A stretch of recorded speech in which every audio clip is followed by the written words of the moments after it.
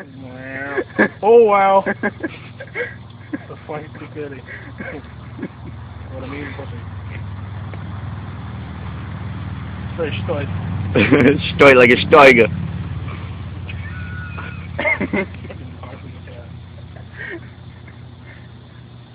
I think he tastes the metal. Hey, what's going on, everybody? Welcome to my second episode of the day of Football Talk. And with this second episode, I'm going to do what y'all were probably expecting, some Week 1 picks. And I know I'm a little late, the season started yesterday, but I kind of knew that the Packers were going to win. I didn't think it was going to play out as the Packers blowing them out early and the Saints trying to come back. I thought it was going to be a tight one throughout, but in the end, Packers won like I thought. So, starting off with this week's picks, I'm in one of those survivor pools or suicide pools, whatever you call it, I don't know. It's, for those of you who don't know, it's where you pick a team throughout the season. You pick one team a week and basically just predict the winner. Who do you think's going to win the game? And, you can't pick the same team twice during the season. That's one rule. So, starting off with this episode of picks, I'm going to announce my pick for my survivor pool. And I thought the best team to pick this week was a team with a guaranteed win. And it's also a team that I'm probably never going to pick again throughout the season, unless they play this divisional opponent once again. And this week I decided for my survivor pool to take the Cleveland Browns. Yes, I picked the Cleveland Browns this week to win against the Cincinnati Bengals. I think it's a guaranteed win. The Bengals have Andy Dalton starting at quarterback, which I think he's going to be a total bust. And some people say it's because he went to Cincinnati. I don't know. I'm not going to get into that. But I thought no matter what, he was going to be a total bust. I never was that impressed with him in college. Sorry about the background noise. The only thing the Bengals have going for them is their first round draft pick, AJ Green. And I don't care who you are, a wide receiver isn't anything without a good quarterback. Look at Pierre Garçon and was the other guy Blair White? Those guys are absolutely nothing. They're complete trash if Peyton Manning was throwing the ball to them. We'll find out this year. But anyways, AJ Green, I don't expect like high numbers from him with Andy Dalton at quarterback. I mean, if Carson Palmer was still playing, maybe. But anyway, I'm getting sidetracked now. Like I said, easy win for the Cleveland Browns. Cincinnati Bengals, they can never generate a pass rush. The defense has been slacking now. I didn't see any major improvements on the defense. They lost Jonathan Joseph. Colt McCoy's improving. Peyton Hills is a beast at running back. I don't care what anybody says. I mean, it's just an easy win for the Browns. And I think the Browns could take them again when they play them again. So, like I said, the Browns are my survivor pick of the week. If you're in one of those pools yourself, I suggest you take the Browns too. Now, let's go on to the rest of the week's games. Starting off, Atlanta at Chicago. This one, I'm taking the Atlanta. Matt Ryan, Julio Jones, who got a lot of looks in the preseason. He's going to probably get a lot more looks in the regular season. Roddy White, Michael Turner, Tony Gonzalez. Lance Briggs, he doesn't want to be a Bear anymore. I mean, he says he's going to play for him 100%, but if you want to trade and you want to get out of a team, you're not going to play as well. Brian Urlacher's getting old. I don't even know who's in the Bears secondary. I think it's just a complete win by the Falcons. Next up, Indianapolis and Houston. Peyton Manning's not in. Houston wins. Simple as that. Next up, Buffalo and Kansas City. Matt Castle, who even knows if he's playing? I'm not a fan of Dwayne Bowe.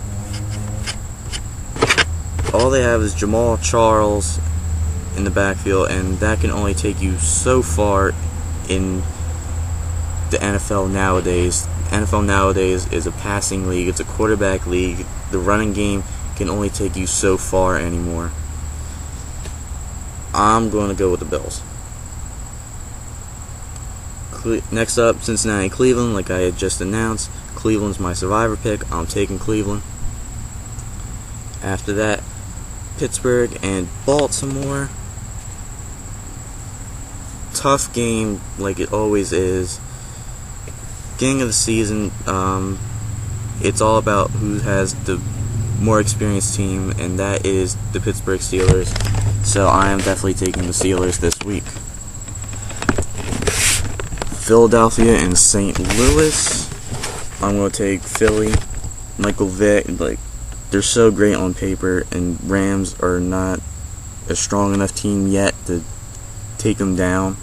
They'll put up a fight, no doubt, but I think the Miami Heat of the NFL world, the Philadelphia Eagles, takes St. Louis, no problem. Next up, Detroit and Tampa Bay, another close one. These two teams have improved so much. A couple years ago, you probably would have thought this was the worst game in the world. Detroit was always down. Tampa Bay wasn't doing so hot. But this year, these two teams are possible playoff contenders, and they have so much talent behind them. It's going to be a good game.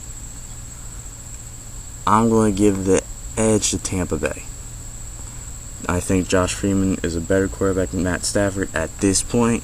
Matt Stafford has been hurt his entire career so far. Tampa Bay has a better running game.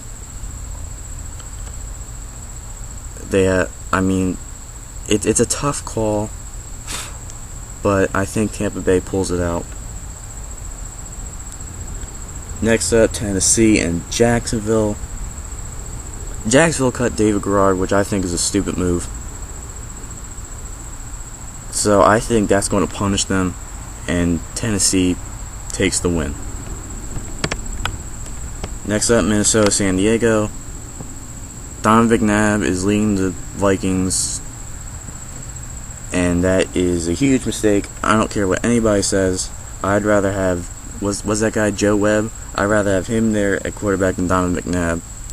Okay, I know McNabb had a couple good throws during the preseason, but trust me, you Viking fans are going to hate him by the end of the season. Trust me. San Diego takes the win. Carolina, Arizona. Kevin Kolb, he didn't look too bad in the preseason, but think about it, you have Larry Fitzgerald, all these offensive weapons.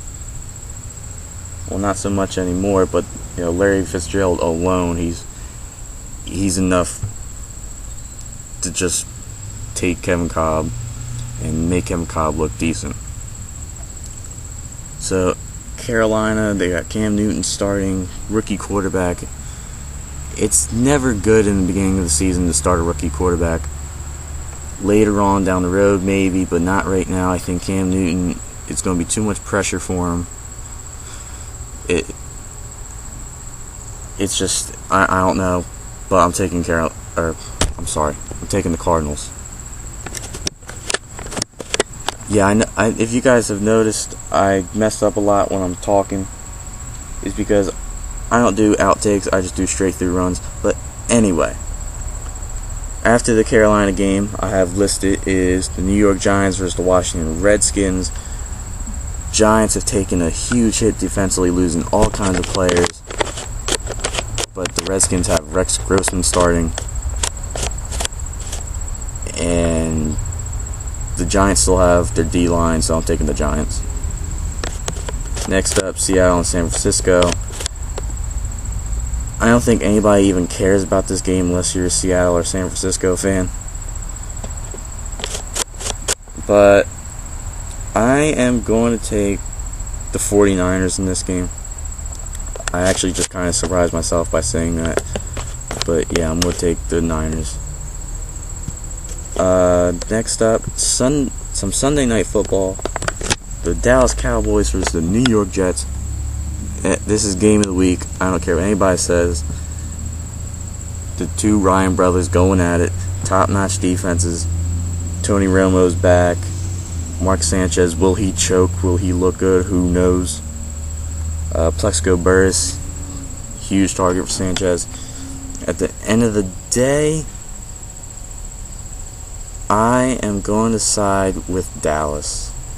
Tony Romo is a much better quarterback. Felix Jones in the backfield. Miles Austin, Jason Witten. I think Tony Romo is a better quarterback. He has better targets. The defense can hold their own. It's not as good as the Jets defense, but it can hold their own. So I'm taking the Cowboys on that one. So Monday Night Football, the New England Patriots and the Miami Dolphins. I am taking the Patriots, as much as I hate to admit it. Chad Ochocinco might not look so hot in the preseason, but you know what? It's Chad Johnson. He's playing in a new place. He's happy once again. Tom Brady's throwing the ball. I think that just those two alone could really do some damage. And then you got Wes Welker, the Patriots defense, which is usually solid. Miami does give him a fight all the time, though. But I'm not sure with Reggie Bush yet. He's not an every down back. Him and Daniel Thomas is a rookie. Reggie Bush is new to the system. He's a smaller back, more of a fast guy. Not sure about that. They have Chad Henne starting. I prefer Matt Moore myself, but we will just have to see. Miami does give him a fight. I will give him that. They always give him a fight, and I believe that's still the case. But at the end of the day, New England pulls off the win. And the final game this week, the Oakland Raiders and the Denver Broncos, which I think is a bad way to end the week. That game is not that exciting, but thinking about it, I will probably side with Kyle Orton and the Denver Broncos, just so it shuts up them Tebow fans. Have Kyle Orton go out there, lead the Broncos to a nice victory. Kyle Orton's going to hook up Brandon Lloyd again. Make Brandon Lloyd look great once again. The Broncos defense is still not so great, but it's enough to hold the Oakland Raiders. I mean, for those of you down Kyle Orton, he might not have won as many games as he usually does, but he put up the points last year. Okay, it's because of that defense the Broncos lost. So I think Kyle Orton he's definitely good enough to handle the Raiders. Their defense is good enough to handle the Raiders. I'm going to take the Broncos on that one. So, going over my picks again. Atlanta for the win. Houston, Buffalo, Cleveland, Pittsburgh, Philly, Tampa Bay, Tennessee, San Diego, Arizona, New York Giants, San Francisco 49ers, Dallas Cowboys, New England Patriots, and the Denver Broncos. So, those are my picks for the week. Yep, give me some feedback. And keep tuning in, guys. Thank you for watching.